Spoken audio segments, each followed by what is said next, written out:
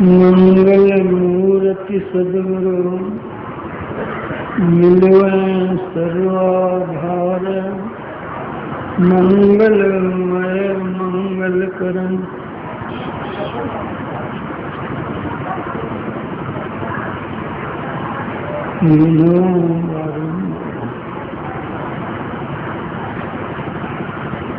धन्य धन्य सद्गुरु सुखद,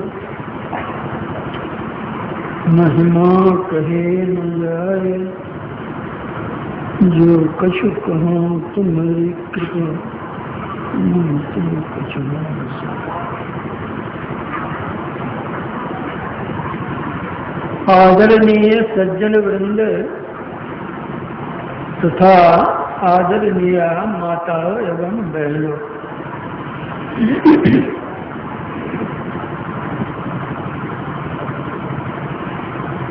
अखिल भारतीय संतमत सत्संग का 92वां वार्षिक अधिवेशन वृंदावन में होने वाला था, किंतु वह वहां नहीं होकर यहाँ होने का कारण क्या हुआ? होना तो चाहिए था वृंदावन में, लेकिन हो रहा है रांची में। ऐसा क्यों? लोगों के मन में प्रश्न होगा, जिज्ञासा होगी।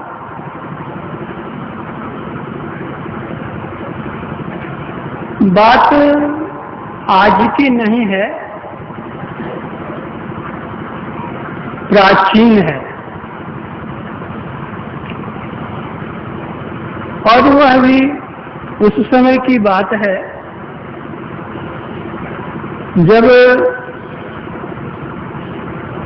भगवान श्री कृष्ण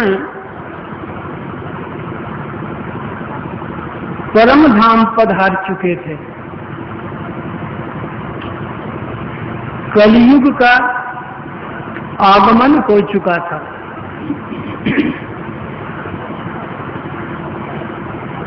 नारद मुनि जी कलयुगी लीलाओं को देखते हुए इस अवनी तल पर विचरण कर रहे थे।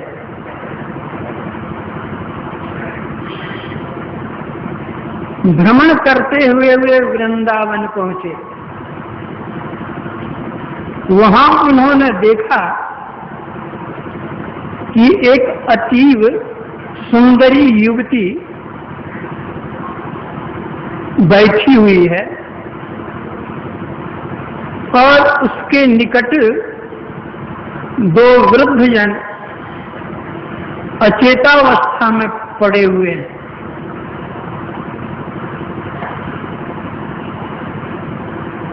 उस सुंदरी के ऊपर सैकड़ों महिलाएं पंखा झल रही हैं,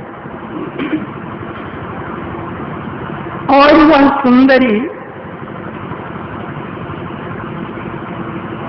उन दोनों वृद्धों को चेतनावस्था में लाने की चेष्टा कर रही है, किंतु प्रयत्न करने पर भी वह सफल नहीं हो रही है। इस कारण वो बहुत दुखी है, रो रही है, बैठी हुई है। नारद जी ने दूर से ही यह दृश्य देखा तो उनके मन में एक कौतूहल हुआ। इतनी सुंदरी युवती जिसके ऊपर सैकड़ों पंखे झल रही हैं, महिलाएं, उस पर भी वह रो रही है, दुखी है, और 2 वृद्ध इसके सामने पड़े हुए हैं, क्या है? नारद मुनि जी उस सुंदरी के पास पहुंचते हैं। उस सुंदरी ने नारद जी को देखकर अपनी प्रसन्नता प्रकट की, अभिवादन किया और कहा कि आप धन्य हैं महात्मन, मैं बहुत दुखी हूं और संतों का काम तो दुख दूर करने का ही होता है, परोपकार में उनका जीवन होता है।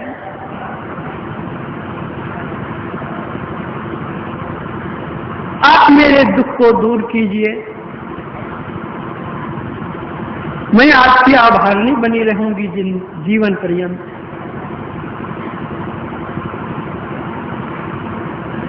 नारद मुनि जी ने पूछा कि पहले बतलाओ तुम हो कौन अपना फल? तो सत्संग आधा फल का फल इन्होंने मुझको विदाई में दी। कहिए कहां 1000 वर्ष, कहां आधा फल, क्या इन्होंने विदाई की मेरी।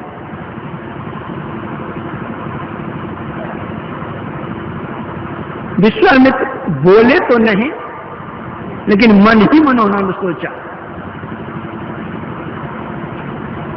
ब्रह्मर्षि वशिष्ठ ब्रह्मर्षि ही थे, मन की बात को भाप गए और पूछा, मुनि जी आपका मन खिन्न क्यों है? तो भीतर में जो बात थी उन्होंने कह दी कि आप जब मेरे यहां गए थे, मैंने तो 1000 वर्षों की तपस्या का फल दिया आपको, और आपके यहां मैं आया तो आप तो आधा फल सत्संग का फल हमको दिए। कहां 1000 वर्ष, कहां आधा फल, यह कैसी बात?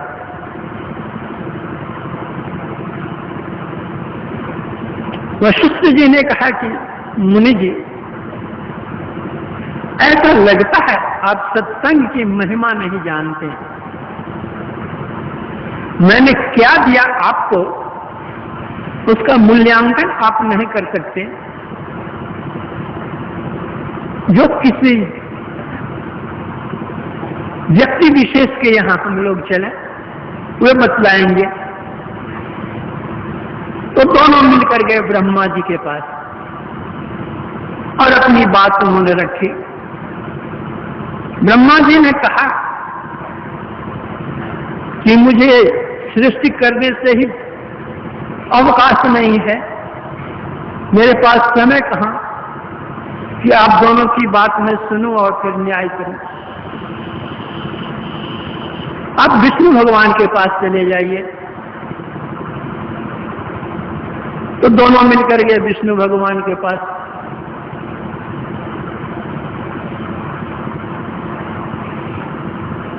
विष्णु भगवान ने भी देखा,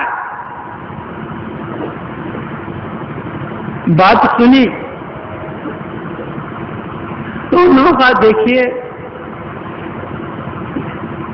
जो इस विषय के ज्ञाता हों, जो योग ज्ञान ध्यान सत्संग करते हों, उनके पास अगर आप जाइए तो आपका न्याय सही होगा। मैं तो पालन करता हूं, इस विषय की जानकारी मुझे नहीं कि सत्संग विशेष है कि तप विशेष है। भगवान शंकर महायोगी हैं, उनके पास आप जाइए, ये योग ध्यान जप तप सब बात जानते हैं।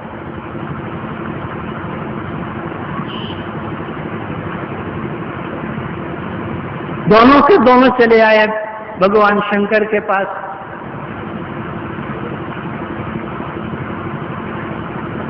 अपनी अपनी फरियाद की उन्होंने, बतलाई ऐसी बात। भगवान शंकर ने भी देखा कि बला कौन मोल ले, ये वशिष्ठ जी बेचारे तो शांत स्वभाव के संत हैं, ये तो कुछ बोलेंगे नहीं, लेकिन ये विश्वामित्र तो तप के धनी हैं और तपी को अहंकार बहुत होता है। कहीं श्राप अगर दे दे तो मैं इधर का न रहूंगा और उधर का रहूंगा। इन्होंने टाल दिया और कहा कि देखिए, जल से समुद्र मंथन के बाद मैंने विष पान किया है, तब से मेरा दिमाग सही काम नहीं कर रहा है, इसलिए आपका न्याय है वो हम नहीं कर सकते। आप शेषनाग जी के पास चले जाइए, वो पृथ्वी का भार उठाए हुए हैं, वह आपका न्याय कर देंगे। दोनों मिलकर के चले गए शेषनाग जी के पास, अपनी अपनी बातें कही। तो शेषनाग जी ने कहा कि ठीक है, मैं इंसाफ कर दूंगा। आपने जो 1000 वर्ष तपस्या का फल दिया है इनको, उस फल के बल से थोड़ी देर के लिए पृथ्वी को आप रखिए, मेरा दिमाग साफ हो जाएगा, फिर मैं बतलाऊंगा। सिर पर बोझा है, मैं बतलाऊंगा क्या? हमारे सिर के बोझा को हल्का कीजिएगा तो मैं कुछ बतलाऊंगा। तो 1000 वर्ष तपस्या का फल का जोड़ लगाया उन्होंने पृथ्वी उठाने में, लेकिन पृथ्वी टस मस गई हुई।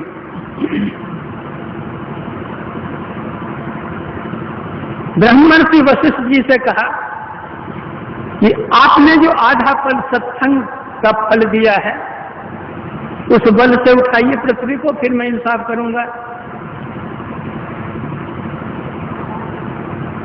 तो उस आधा फल सत्संग के फल को उसमें उन्होंने लगाया, पृथ्वी अधर में आकर लटक गई। शेषनाग जी का सिर हल्का हो गया। विश्वामित्र ने कहा कि अब तो सिर हल्का हुआ, अब कहिए आप कौन विशेष है?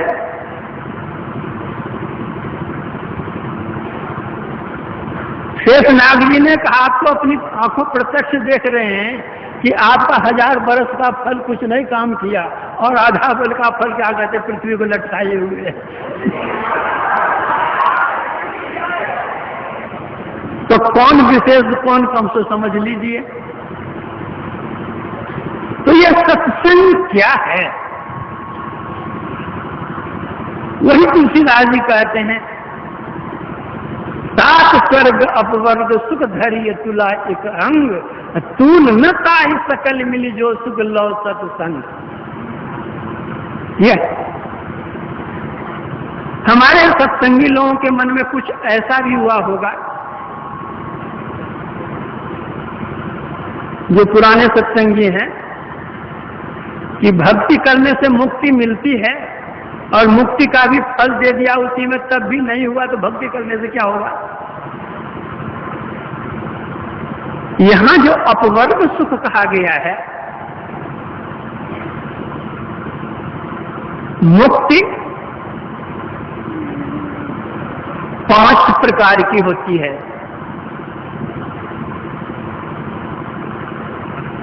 सालोक्य मुक्ति, सारूप्य मुक्ति, सामिप्य मुक्ति और सायुज्य मुक्ति, और एक है कैवल्य मुक्ति। यहां जिस मुक्ति के लिए कहा गया है, मुक्ति फल के लिए, वहां इन 4 मुक्तियों के लिए कहा गया है। और ये चारों मुक्ति जो मिलती है, शरीर छूटने के बाद मिलती है, और 5वीं मुक्ति जो है वह जीवन काल में ही मिलती है। इन 4 प्रकार की मुक्तियों का इसके साथ कैवल्य मुक्ति के साथ मेल नहीं मिलाया गया है। यहां बतलाया गया है कि पिंड पातेन जा मुक्ति है, सा मुक्तिर न तुम मन्यते। शरीर छूटने के बाद जो मुक्ति मिलती है, वास्तव में वह मुक्ति नहीं है। जैसे शरीर छूटा, जिस देव की या जिस इष्ट की हम उपासना करते हैं, उस लोक में जाकर के हम रह गए, यह सालोक्य मुक्ति है। जैसे राम रावण के युद्ध में जितने राक्षस भगवान राम के हाथ से मारे गए थे, सबके सब वैकुंठ चले गए, मुक्ति मिल गई यहां से। तो वैकुंठ का कितना बड़ा स्थान है, कहीं जाकर के हुए लोग रह गए।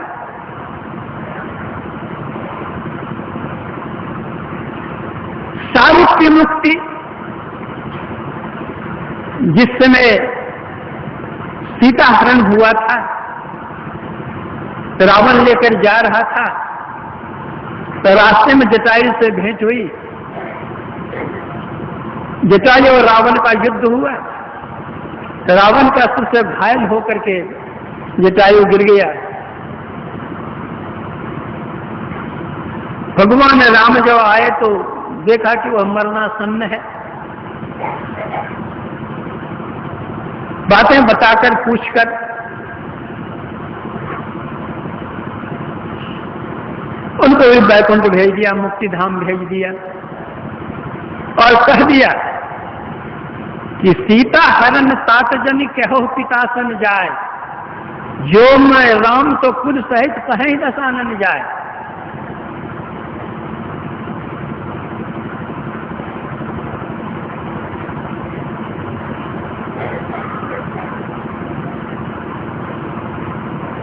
तब जब वहां से जटायु जाने लगा है तो गृध्र देह तज धरि हरि रूपा, विष्णु भगवान का रूप धारण करके चतुर्भुज शरीर धारण करके चले यहां से। यह है सारूप्य मुक्ति।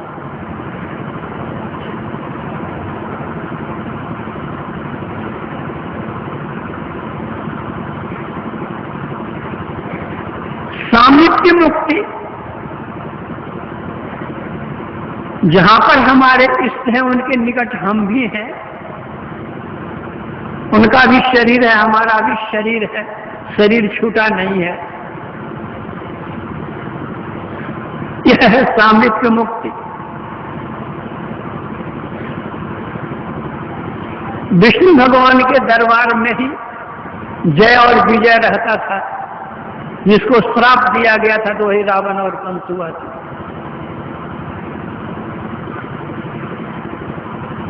सायुज्य मुक्ति इसको कहते हैं कि अपने इष्ट के शरीर में ही समा जाना। जैसे जब शिशुपाल का शरीर छूटता है भगवान के हाथ से, तो उसकी जो ज्योति थी वो भगवान कृष्ण में समा जाती है। कुंभकर्ण का जब शरीर छूटता है भगवान के आगमन से, तो उसकी ज्योति भगवान राम में समा जाती है। यह है सायुज्य। तो इन चार प्रकार की मुक्तियों में शरीर रहता ही है, लेकिन जो कैवल्य मुक्ति होती है वो सब शरीरों को छोड़ दिया जाता है।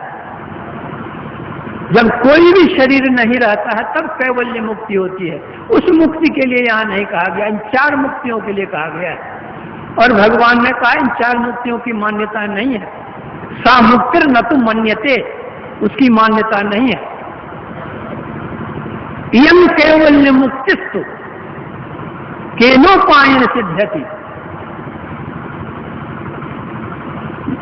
जो अंतर साधना करते हैं, अंतर साधना करके अंतर ज्योति लाभ करते हैं, अंतर नाद लाभ करते हैं, और नाद से भी वे परे चले जाते हैं निःशब्दम परमम पदम। वह जो मुक्ति मिलती है असल में वही मुक्ति है, वहां कोई शरीर नहीं रह जाता। असल मुक्ति यह मुक्ति है। तो सत्संग से जो तुलना की गई है स्वर्ग और मुक्ति की, उन चार मुक्तियों के लिए, उन 7 स्वर्गों के लिए। सत्संग, सत और संग ये 2 शब्द, वह सत्य क्या है?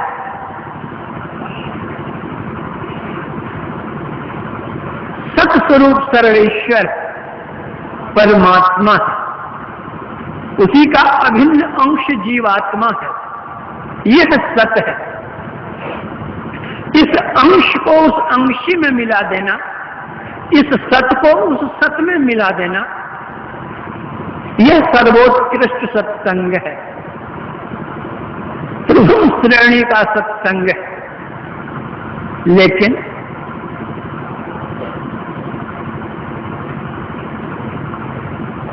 उसके पूर्व जिन्होंने सर्वेश्वर का साक्षात्कार कर लिया है, जो शांत स्वरूप संत हैं, उनके संग को भी सत्संग कहते हैं, और यह द्वितीय श्रेणी का है। संतों का संग भी महान फलप्रद होता है, बल्कि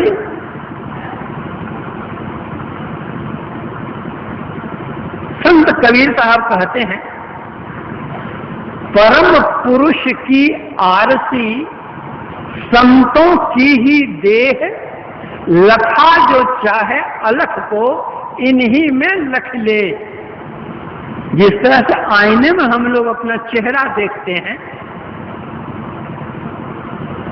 तो संत कबीर साहब कहते हैं, संतों का जो शरीर है वह परम पुरुष की आरती है, आईना है। परम पुरुष को देखने का, अपने चेहरा को देखने का है आईना हमारे सामने में, उसी तरह परम पुरुष परमात्मा को देखने का जो आईना है वह संतों का शरीर है। संतों में देखो, संत कैसे होते हैं? केवल बाल बढ़ा लेने से या बाल मुड़ा लेने से या गैरिक वस्त्र धारण करने से या घर बार छोड़ देने से संत की यह परिभाषा नहीं है। संत किनको कहते हैं?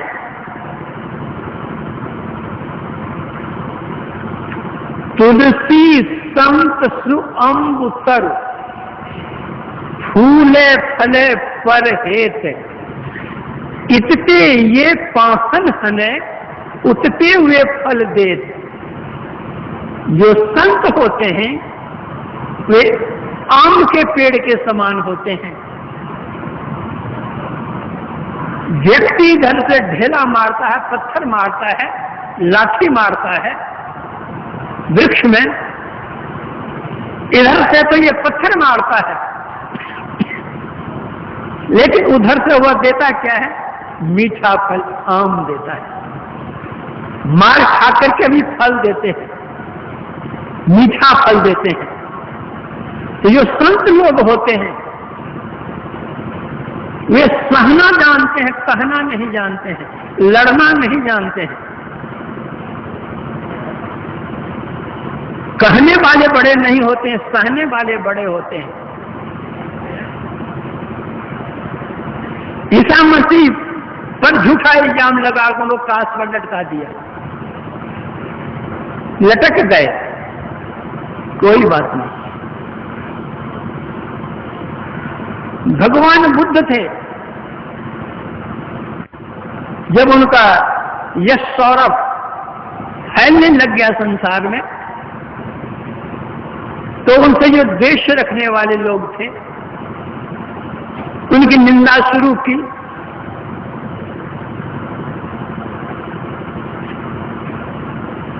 जिनको आस्था थी भगवान बुद्ध में, उन्होंने कहा कि नहीं नहीं, ऐसे हुए नहीं है। उसमें से एक ने कहा कि मैं अभी तुमको बतला देता हूं कि वे कैसे नहीं है, चलो मेरे साथ दिखला देता हूं। भगवान बुद्ध जहां बैठे थे, दूर से ही उन्होंने गालियां शुरू की।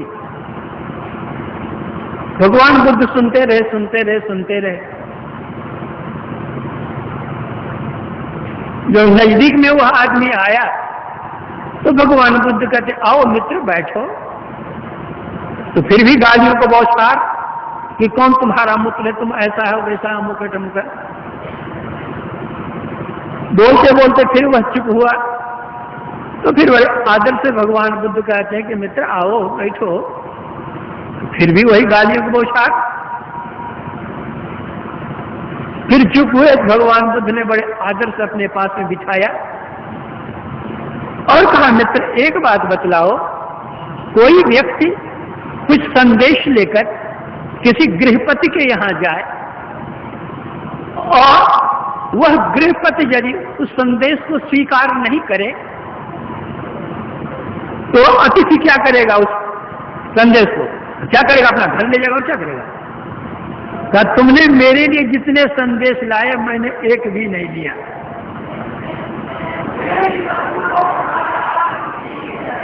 जो संत होते हैं वे सुनते हैं, सहते हैं।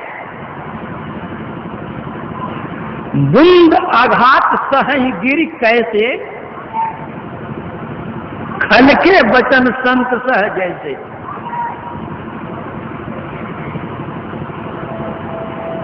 गुरु नानक देव जी महाराज कहते हैं, साधो मन का मान त्यागो।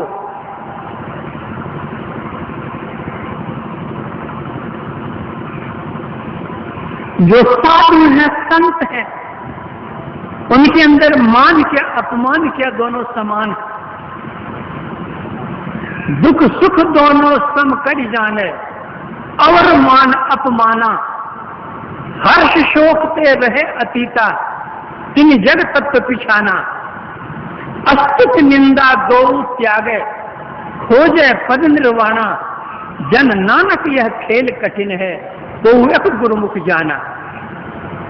गुरु नानक देव जी महाराज कहते हैं, जो साधु होते हैं, संत होते हैं, वे मान अपमान से ऊपर उठे हुए होते हैं, निंदा स्तुति से ऊपर उठे हुए रहते हैं, हर्ष शोक से ऊपर उठे रहते हैं।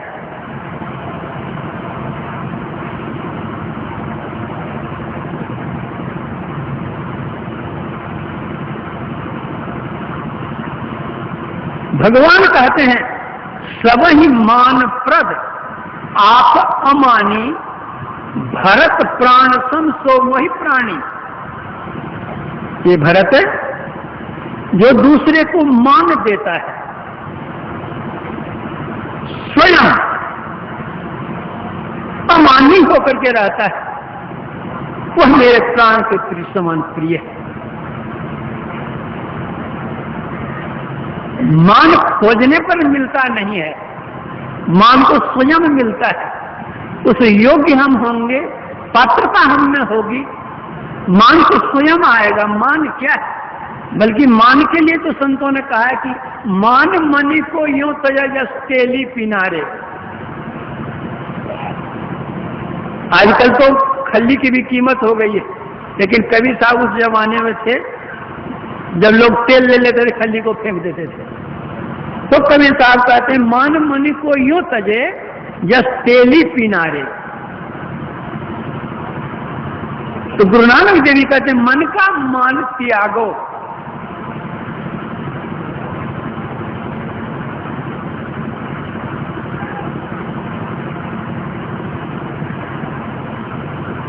मान शब्द के अनेक अर्थ हैं।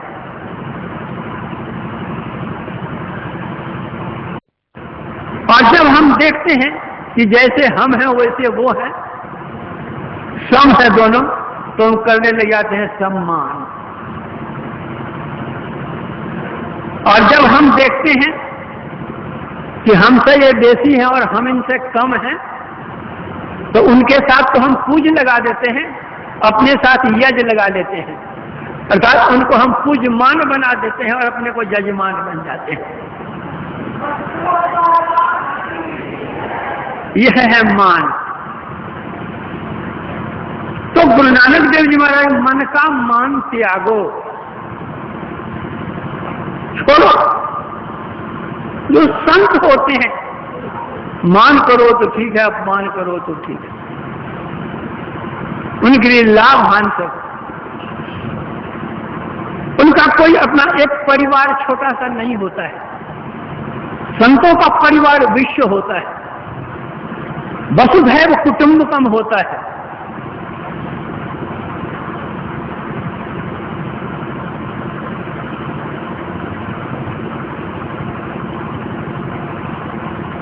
गोस्वामी तुलसीदास जी महाराज शांत निरपेक्ष निर्मम निरामय अगुण शब्द ब्रह्ममय पर ब्रह्म ज्ञानी, ये संत होते हैं।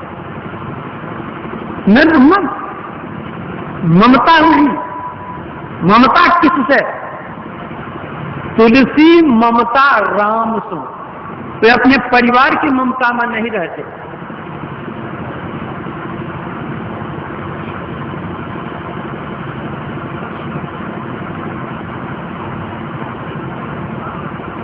संत कबीर साहब ने कहा,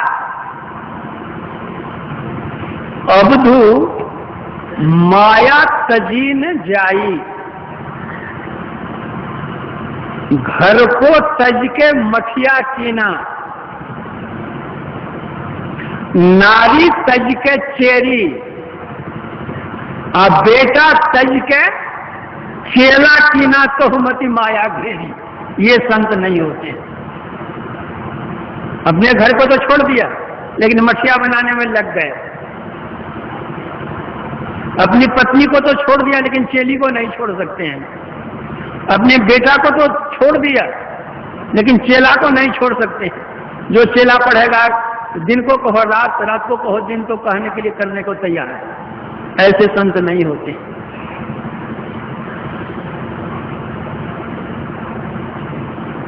निर्मम, कोई ममता नहीं। एक साधु बाबा थे, जल कमलवत रहते थे, चाहिए भी वही। उनको एक लड़का था, विवाह के योग्य हो गया। तो जो उनके और शिष्य लोग थे, उन्होंने कहा, बाबा आपका लड़का सयाना हो गया है, अब इसकी शादी कर देनी चाहिए। तो साधु बाबा ने कहा कि भाई हम कहाँ लड़की खोजते फिरेंगे, आप ही लोग कहीं देख करके ठीक ठाक करो, शादी कर दो। लोगों ने देख दाकर कहीं एक लड़की ठीक किया, आकर कहा कि अमुक लड़की है ऐसी ऐसी। कहा ठीक है, शादी कर दो। शादी की तिथि निश्चित हो गई।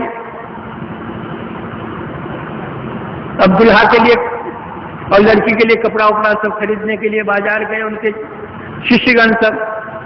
जब कपड़ा खरीदने के लिए बाजार जाने लगे, तो साधु बाबा ने कहा कि थोड़ा कफन का कपड़ा भी लेते आना। तो शिष्यों ने कहा कि महाराज, शुभ घड़ी में जहाँ शादी होने जा रही है, वहाँ आप कफन का कपड़ा लाने कहते हैं, ये तो ठीक नहीं लगता है। अरे भाई, हम हैं, लड़का है, बहू आएगी, कभी न कभी किसी का शरीर तो छूटेगा ही, तो खोजना पड़ेगा। नहीं तो घर में रहेगा कफन का कपड़ा तुरंत लेकर चले जाएंगे, इसमें कौन बात है? घर में रहेगी कोई बात है? घर में।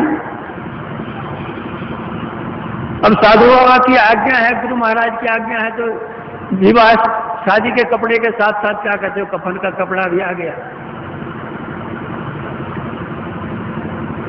सब तैयार हो गए, बारात बन ठन करके तैयार। पालकी आएगी जिस पर दुल्हा बैठ करके जाएंगे। जब पालकी करने के लिए उनके शिष्यगण जाने लगे, तो कह रहे भाई पालकी के लिए तो जाते ही हो, एक तो अर्थी भी बना करके ले आना। तो महाराज आप भी गजब के आदमी, अर्थी अर्थी अभी क्या होगा, क्या होगी, उसकी जरूरत क्या पड़ी? बोले तुम लोग समझते नहीं हो भाई, घर में पड़ा हुआ रहेगा तो क्या तुमको लगता है, एक किनारे में पड़ा रहेगा। तब गुरु महाराज की आज्ञा है क्या, तो पालकी भी उधर से आई, वो अर्थी भी का रख दो किनारे, एक किनारे अर्थी पड़ी हुई। लड़का चला गया शादी करने के लिए, शादी करके आया, लड़की साथ में आई। जिसी रात वो लड़की आती है, उसी रात में लड़के की मृत्यु होती है। साधु बाबा कहते हैं कि अरे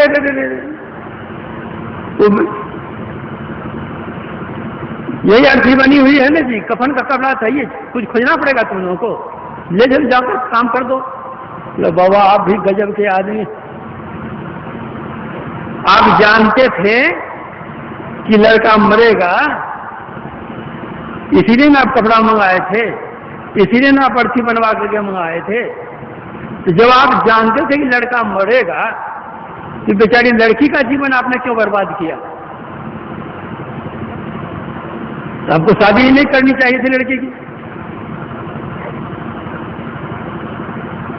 साधु बाबा ने कहा कि अरे जब तुम यह बात जानते हो कि मैं यह जानता था कि लड़का मरेगा, तो मैं यह भी तो जानता हूं कि लड़की का भविष्य क्या है। अरे पूर्व जन्म की ये भक्ति है, इसके साथ में रहती तो भक्ति में घाटा होता। इसका जीवन इतने ही दिनों का था, वो चला गया। अब भक्ति करेगी, ध्यान करेगी, होते हुए भगवान को प्राप्त कर लेगी। इसलिए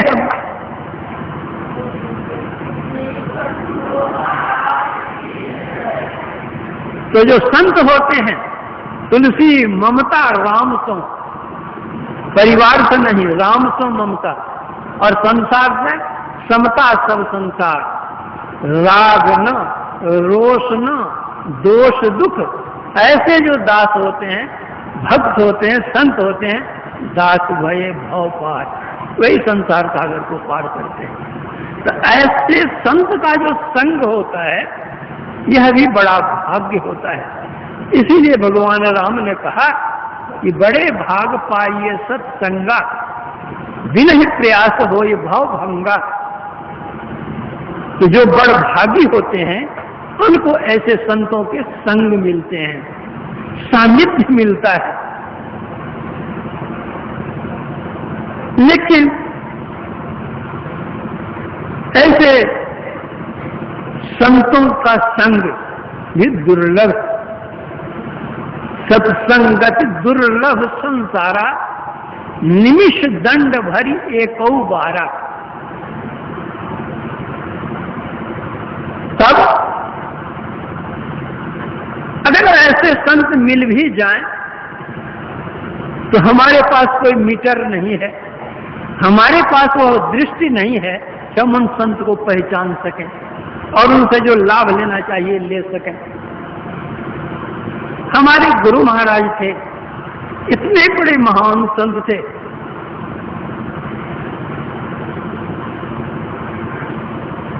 कितने को उनका सानिध्य प्राप्त हुआ और कितने ने क्या उनसे लिया। हम लोग क्या ले सके उनसे? देने के लिए तो सब कुछ खोल दिए।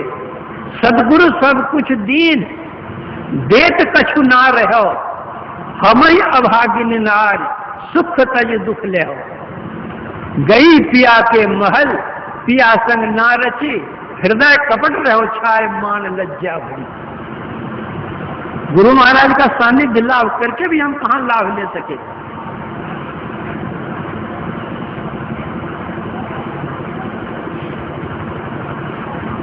गंगा जी की धारा बहती है,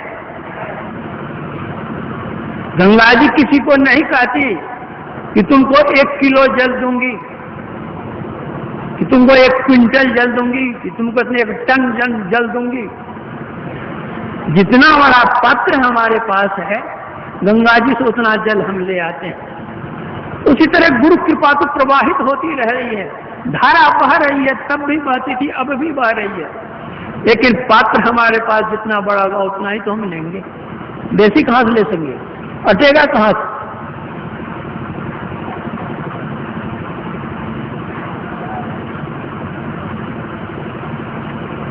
एक दिन मैंने पूछा गुरु महाराज, तो जो कबीर साहब की जो यह वाणी है कि सदगुरु सब कुछ दीन, देत कछु ना रहो, तो सदगुरु तो केवल एक यत्न बतला देते हैं कि इस तरह से ध्यान करो।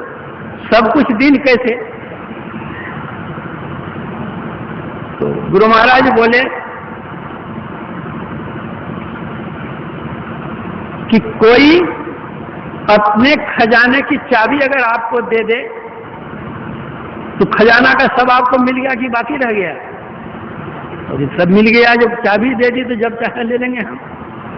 तो उसी तरह परमात्मा को पाने की चाबी तो दे दी गई है, परमात्मा जो खजाना है, अब खोलिए और लीजिए।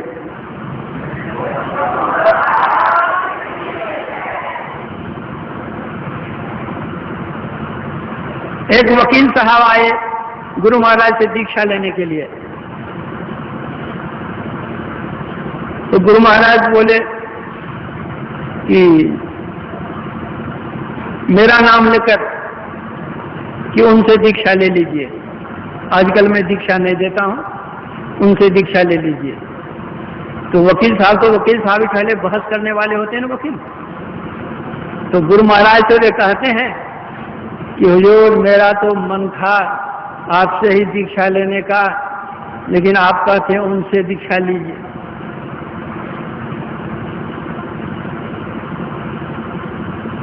गुरु महाराज कहते हैं कि हमारी अलमारी है, अलमारी में रुपये रखे हुए हैं और आपको रुपये की जरूरत पड़ी, आपने मुझसे कहा तो मैंने अमुक को कहा कि अलमारी से रुपया अपना निकाल कर इसको दे दीजिए, रुपया वो दिया कि हम दिए।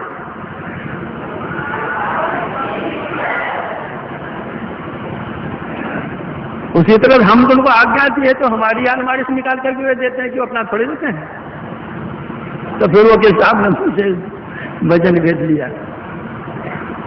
तो सदगुरु सब कुछ दीन देत कछु ना रहे, हम ही अभागन नार सुख तज दुख ले। तो ऐसे संत के दर्शन होने पर भी हम लोग लाभ नहीं ले सकते हैं। जिस समय वे संत होते हैं उसमें उनकी पहचान ही नहीं हो पाती है। अगर कोई पहचान करते हैं तो कुछ उनको मिल भी जाता है। उस समय के लोग उनको गालियां देने के लिए जानते हैं, उनको अपमान करने के लिए जानते हैं, बेइज्जत करने के लिए उनको जानते हैं, जान मारने के लिए भी जानते हैं, लेकिन उसे ज्ञान देने के लिए नहीं जानते। या तो हमारी दृष्टिहीनता है, क्षीणता है, ज्ञान की कमी। तब फिर जो ऐसे संतों की हम पहचान ही नहीं कर सकते हैं तो फिर सत का संग कहां? सतस्वरूप सर्वेश्वर को प्राप्त करने के कारण संत भी सत्स्वरूप हैं, उनका संग सत्संग है, लेकिन ऐसे संत भी नहीं मिल रहे हैं। तब हम क्या करें? तो उन संतों की वाणियों का हम संग करें। वे जितने संत हुए सभी संत सत वचन ही कहे हैं, इसलिए उन संतों की वाणी का हम संग करें। उन्होंने क्या कहा है उसके अनुकूल हम अपना आचरण बनाए, हमारा जीवन कल्याण में हो।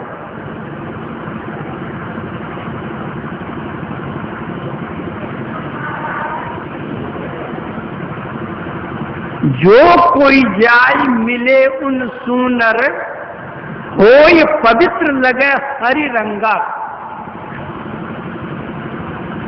दोष कलंक सवै मिट जाए, जो नीच हो जाए सो होय उतंका।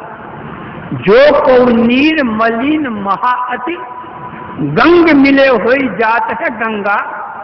सुंदर शुद्ध करे तत्काल, जो है जगमाहि बड़ो सत्संग। जिस नदी का जल समुद्र गंगा जी में जाकर के मिल जाता है वह पवित्र हो जाता है, वह भी गंगा जल ही हो जाता है। उस तरह जो सत्संग में जाते हैं, संतों का संग करते हैं,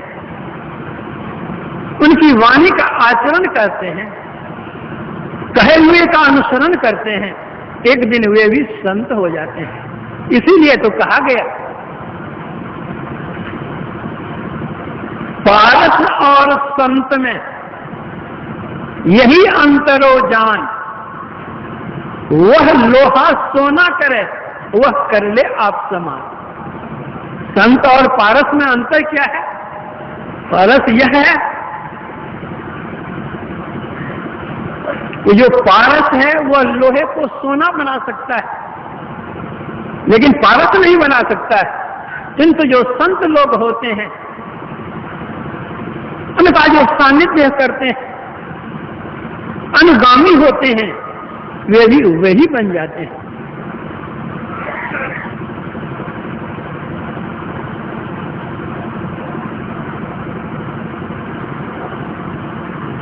सत और संग, सत और असत, ये दोनों सापेक्ष शब्द हैं।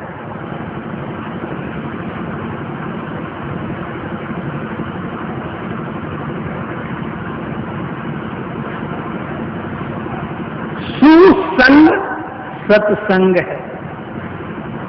ये करने के लिए सब कोई कहते हैं, सभी संत कहते हैं, लेकिन कुसंग करने के लिए कोई नहीं कहते। कुसंग से हानि होती है। गोसाई तुलसीदास जी महाराज कहते हैं, हानि कुसंग सुसंगति लाहू, लोक वेद विदित सब काहू। जो अच्छे लोगों का संग करते हैं, अच्छी संगति करते हैं, उनका फल अच्छा होता है, और जो बुरे लोगों का संग करते हैं, कुसंग करते हैं, उसका फल बुरा होता है। एक हंस था, वैशाख जेठ की दोपहरी में एक छायादार वृक्ष की डाल पर आकर बैठ गया। शीतल मंद समीर चल रहा था, उसमें वो आराम से बेचारा हंस बैठा हुआ था। उसी जंगल में एक शिकारी शिकार करते हुए आया और शांत प्राण होकर उसी पेड़ के नीचे वो लेट गया, सो गया। इतने में एक कौवा आता है और हंस के नजदीक बैठ जाता उसी डाल पर। ठीक उसी के नीचे वह शिकारी सोया हुआ था। कौवा ऊपर से बीट कर देता है। शिकारी जब शिकारी की नींद टूटती है तो देखता है कि अपने कपड़े पर बीट, चिड़िया का कौन है भाई, ऊपर नजर करता है, देखता है कि हंस बैठा हुआ है। निशाना किया तीर का, किसी ने बीट किया मेरे शरीर पर। तीर छोड़ता है, हंस को लगता है। मरते हुए हंस कहता है कि थोड़ी देर कुसंग करने के बाद कारण तो मेरी जान जाती है, और जो जीवन में बराबर कुसंग करता रहता उसकी क्या हालत होगी।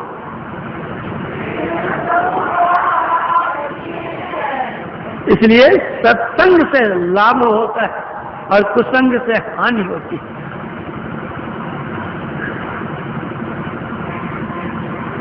भगवान परमात्मा सर्वव्यापक होने के कारण सब में है।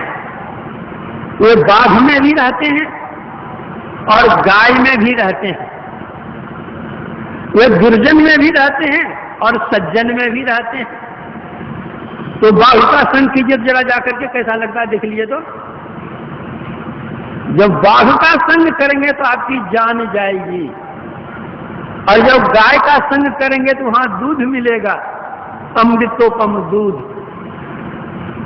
तो जैसे बाघ का संग करने से जान जाती है, वैसे ही दुर्जन में भी भगवान है, लेकिन उसका संग करने से ज्ञान जाता है।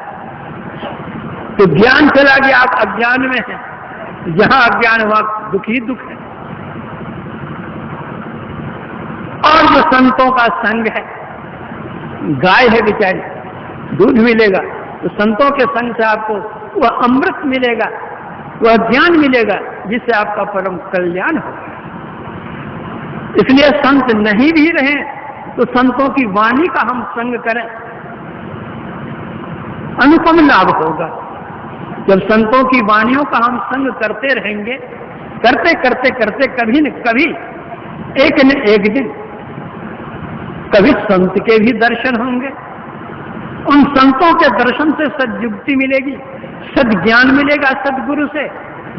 फिर हम सदाचार समन्वित होकर के साधना करने लगेंगे, तो कभी न कभी सर्वेश्वर का साक्षात्कार भी होगा। प्रथम श्रेणी का भी सत्संग हो जाएगा, तो तीसरी श्रेणी के सत्संग से हम आरंभ करें, द्वितीय श्रेणी में जाएं, फिर प्रथम श्रेणी में जाकर के अपना परम कल्याण बना लें। इतना कह करके मैं अपने प्रवचन में विराम देता हूं, फिर आगे का कार्यक्रम आप लोग सुनेंगे।